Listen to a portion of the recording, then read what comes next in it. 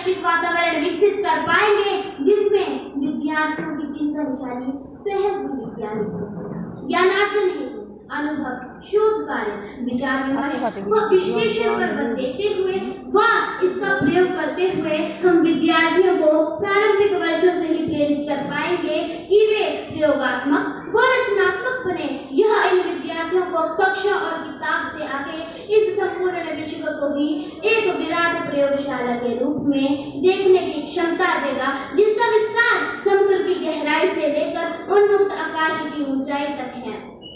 उन्मुक्त आकाश की ऊंचाई तक है।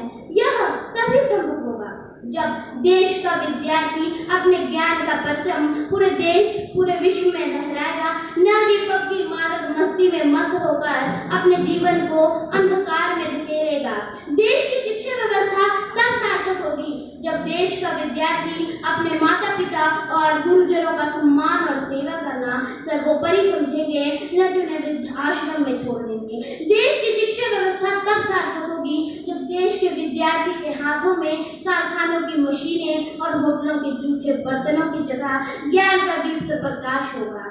देश की शिक्षा व्यवस्था तब सार्थक होगी जब महात्मा गांधी, एपीजे अब्दुल कलाम, स्वामी विवेकानंद के विचारों को आत्मसात करेंगे, न कि पश्चिम के दर्शन से प्रभावित होंगे। और यह सब कुछ संभव होगा नई शिक्षा नीति 2020 के माध्यम से, लेकिन उसको लागू करने में चुनौतियां हैं। चुनौतियां कुछ इस प्रकार हैं कि चुनौतियों का सामना हम सबको साथ मिलकर करना पड़ेगा और धरातल पर इस नई शिक्षा नीति को लागू करना पड़ेगा और हमें इस भावना के साथ कार्य करना पड़ेगा कि अयम निजः परोवेति गणना लघु चेतसाम उदार चरिता नाम तु वसुधैव कुटुंबकम। इस भावना के साथ हम सबको आगे आना पड़ेगा और धरातल पर इस नई शिक्षा नीति को लागू करना पड़ेगा, तब भारत पुनः विश्व गुरु के पथ पर आरूढ़ होगा।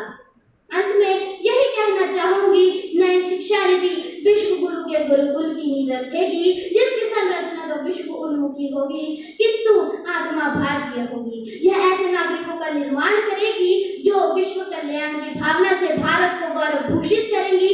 तब विजय निश्चित है इस राष्ट्र की, विजय निश्चित